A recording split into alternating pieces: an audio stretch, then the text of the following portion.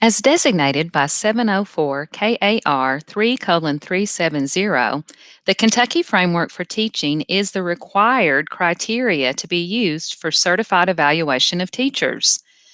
The framework provides common language for instructional practice as well as a philosophical approach to understanding and promoting great teaching and learning. It is a vision of instructional excellence, a roadmap for pursuing it, and a set of discrete practices that describe it. It is imperative that all teachers have a deep conceptual understanding of the Kentucky Framework for Teaching. It is equally important that those who evaluate teachers have an extensive understanding of the framework as well. As evaluators, principals and assistant principals are charged with the responsibility of supporting and continuously improving the performance of all teachers. A crucial step in that work is the development of profound knowledge and deep understanding of the evaluation criteria for Kentucky teachers, which is the Kentucky Framework for Teaching. To go far beyond a superficial understanding of the framework, one must spend time studying the criteria. Focused review and thoughtful reflection must be a part of the ongoing learning process. The framework necessitates repeated review and study as one strives to effectively maneuver the complexities of teaching. As a means to support the professional growth of evaluators in respect to this task, we will begin our study by examining Component 3B, Questioning and Discussion Techniques.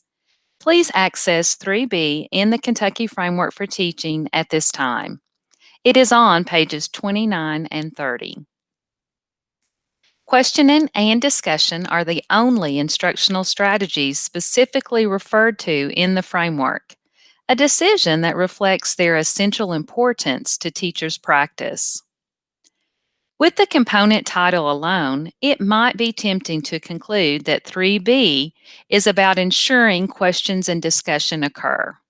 However, that conclusion merely scratches the surface of 3B. The component is focused on the impactful expectation of using the techniques of question and discussion to deepen student understanding. Grounded in the outcome of extensive student understanding, how might an evaluator become best equipped to provide the necessary support for growth and improvement in this most valuable component? The first step is focused professional learning. Using an in depth approach to deconstruct a component and corresponding elements is a beneficial professional learning process to lift true meaning and application expectations of the Kentucky Framework for Teaching. As we are focusing on the component 3B, the professional learning process begins by analyzing element 1, quality of questions and prompts. This element breakdown will be modeled. Learning will continue as the remaining two elements of component 3B will also be thoroughly reviewed using this model process. Let's begin an in-depth examination of 3B. As we have already reviewed the surface structure and language of the Kentucky Framework for Teaching, it is now time to delve into meaning. Examining 3B, the elements are quality of questions and prompts, discussion techniques, and student participation. In order to meet the true intent of 3B, these three elements, the subsections, must be deeply understood and intentionally connected in practice. Let's think through the elements. Element 1 is quality of questions and prompts. As an evaluator, you are charged with evaluating the quality of questions and prompts. Thus, gauging quality is important. How might one determine quality? How is quality defined? Fortunately, the clarification for quality is in the Kentucky Framework for Teaching. By reading pages 29 and 30 closely, characteristics of quality questions and prompts clearly emerge. It is critical that an evaluator invest learning time to discern meaning of quality from the framework as it is the required criteria. Element 2 is discussion techniques. Let's reflect a bit on element 2. As an evaluator, have you hit the evidence jackpot when you enter a classroom and a teacher is facilitating a Socratic seminar? Maybe, maybe not. Because according to the framework, there are qualities, characteristics, and specific outcomes that entail accomplished practice related to discussion techniques. Yet, once again, the importance of keen understanding and highly effective application principles are essential for an evaluator to know. Element 3 is student participation. What might student participation mean? Does it mean every student has to contribute verbally during the class? Does it mean a certain percentage of the students in the class gets called on by the teacher? Might it mean that an equal number of boys versus girls answers questions? While these are all possibilities of what student participation might mean, the true meaning of student participation is explained and showcased in the framework. Within the required criteria, it is visibly apparent that student participation is much more than the number of students participating. There is a focus on various participation modes that support reflection and structures encouraging student ownership. As an evaluator, one must understand the intricacies and expectations of student participation to provide the most applicable support and to capture quality evidence. Speaking of quality evidence, an essential role of your work as an evaluator is evidence collection. Thus, you must consider what might be some look fors when you visit a classroom to capture evidence of accomplished implementation of 3B, specifically around the first element, quality of questions and prompts. What might an evaluator see or hear in a classroom that purposefully embeds questioning and discussion techniques that are intentionally designed to deepen student understanding? In thinking about evidence that should be present in the classroom that utilizes questioning and discussion as an accomplished technique to develop extensive understanding, a close examination of 3B provides description that can guide the evidence collection process, as well as qualify highly effective design structures that correlate to research based actions focused on teacher practice and student learning. Immense detail regarding the elements in practice is provided in the various sections of 3B. Remember all the structural parts of the document. As an evaluator, an analytical approach to the distinct parts of the document can provide extensive clarity. By looking closely at the component description, critical attributes, performance level indicators, and possible examples, qualifiers of highly effective implementation of 3B are visible.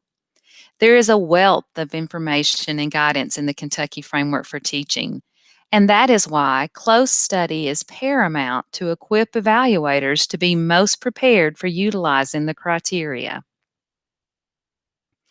To illustrate the vastness of this two-page document, let's begin by examining the component description for 3B. Take a couple of minutes to read the component description. Now, let's do a second read of the component description, but this time your task is to focus in on information related to the first element, quality of questions and prompts.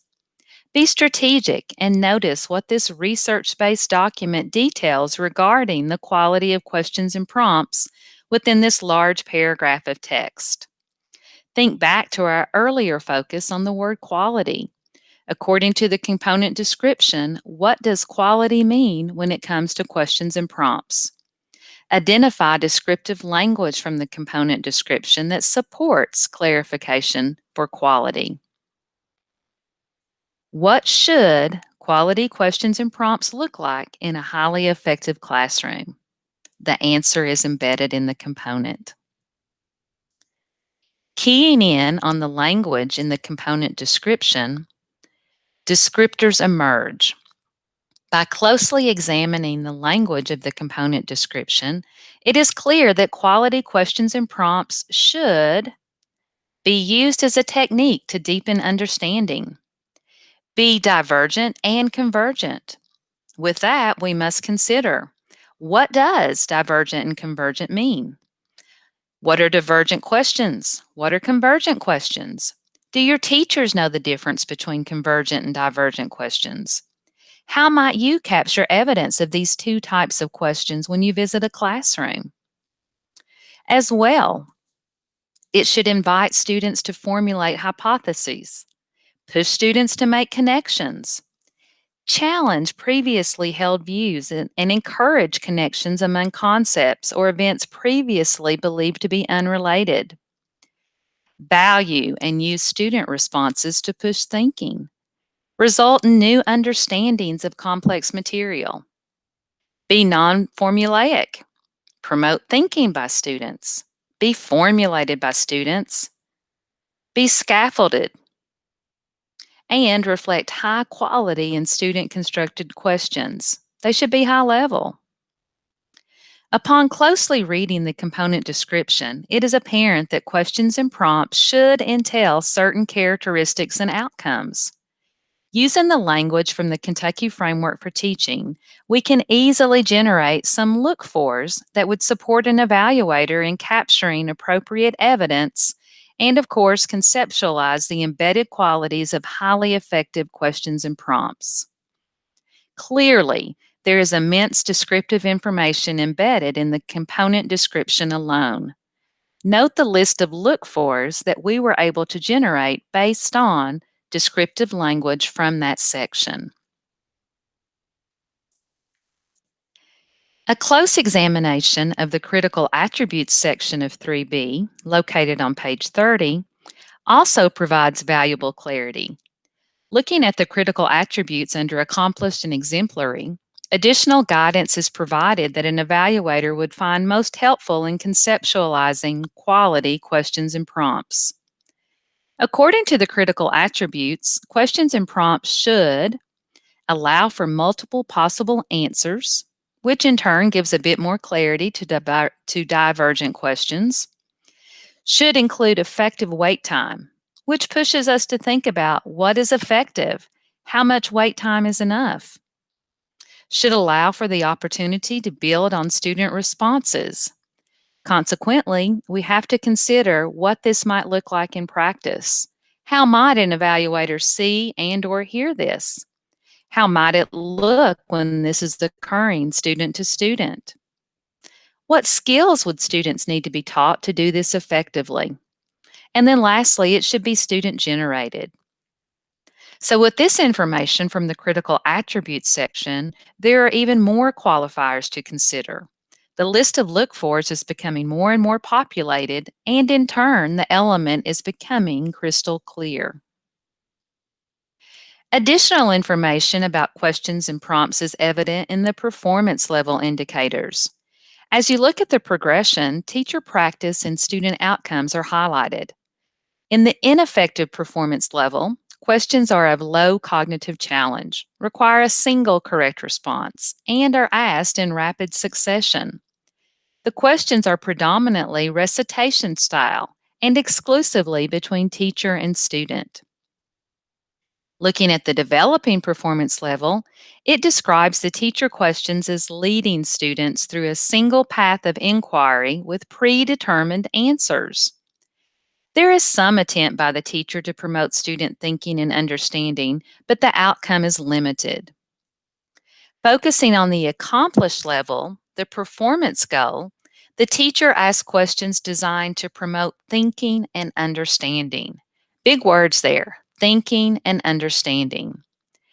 There is also a reference to adequate wait time for students. This pushes again on the notion of how much wait time is enough? What is adequate? At the highest level, exemplary, the teacher uses a variety or series of questions and prompts to challenge students cognitively, advance high level thinking and discourse, and promote metacognition. Students are the ones formulating many of the questions. With the examination of performance levels, the necessity of qualifying and quantifying expectations does emerge. For instance, the reference to adequate wait time indicates the importance of an evaluator knowing what the research confirms is adequate wait time. Fortunately, there are some solid resources that have been designed to support evaluators in building knowledge around issues like this. One such resource is entitled Implementing the Framework for Teaching in Enhancing Professional Practice by Charlotte Danielson. This text quantifies wait time. The text also provides additional detail for all of the components and elements of the four domains with rubrics. Teachers and student tools are included in the book, along with many reflection activities to gauge implementation effectiveness. Without a doubt, this is a valuable resource that you might consider adding to your professional library. Now that we have reviewed the distinct performance level language and a supplemental resource, the list of look-fors becomes easily accessible for use. Lastly, we can discern even more context for questions and prompts by reviewing the possible examples section. The possible examples section allows one to see questions and prompts in action. In the ineffective performance level, there is an example of a recitation type question. In the Kentucky Framework for Teaching, the term recitation type question has been used previously. Now we can clearly distinguish an example of a recitation type question with the example of what is 3 times 4? At this level, all of the teacher questions are recitation. There is also an example of a teacher developing a question, but it requires no student thinking when answering. In the developing level, many of the questions are the recitation type. At the accomplished level, an example of a divergent question is provided, and also a specific strategy of using the plural form in asking a question is identified as a means to encourage multiple solution paths. In the exemplary level, students are the ones asking the questions. So, takeaways regarding questions and prompts based on the possible examples section is that questions and prompts should be intentionally designed with strategy in mind, encourage multiple solution paths, and be student designed and initiated. Now that we have closely examined the Kentucky Framework for Teaching, this element analysis handout allows us to see the overall compilation of the first element, quality of questions and prompts. As we examine the remaining two elements of 3B, we will use this handout to capture the information we identify that supports our continued deep learning of the component 3B.